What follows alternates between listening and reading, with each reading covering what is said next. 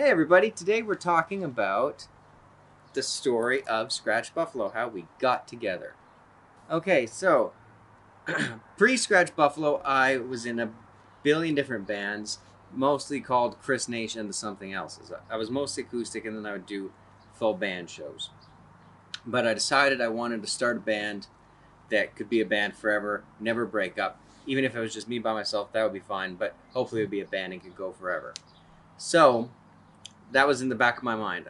I was playing gigs as Chris Nash and whatever we were called, but thinking I wanted to do this full band thing and make it amazing and massive and huge and amazing.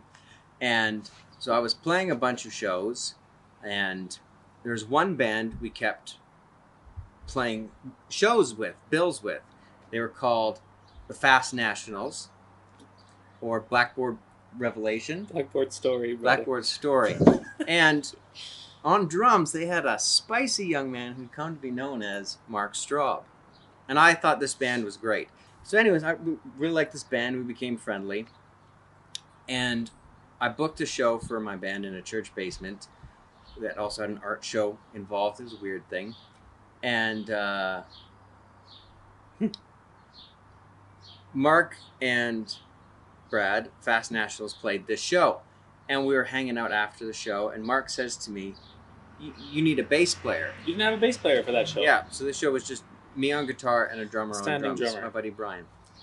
And Mark comes up to me and says, you need a bass player. And I said, okay, cool. And Mark's like, I love to play bass. My dream is to play bass in a band. I've always wanted to play bass in a band because What is you it? can carry everything in one trip. That's all bass I don't player. have to haul anything. I go amp, I go pedals on my backpack if you're stylish like him, and I go bass here.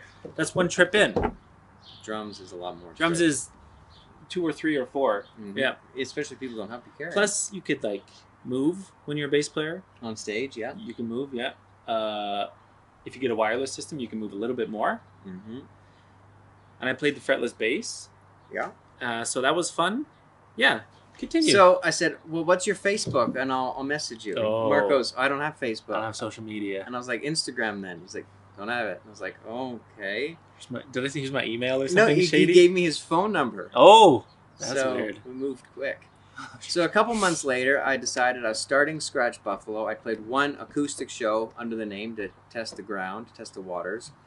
And I text Mark and I say, hey, I know you wanted to play bass, but you're a very good drummer. Do you want to be in my new project? And he said, sure. And we played our first show in July 2014 at Pizza Bob's.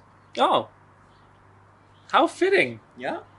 And we're playing Pizza Bob's. Time. Actually, we're playing it tomorrow. That's when we'll put this video out. Okay. We're playing Pizza Bob's tomorrow. So we played a couple times after there, but it's the home of the first full band Scratch Buffalo show.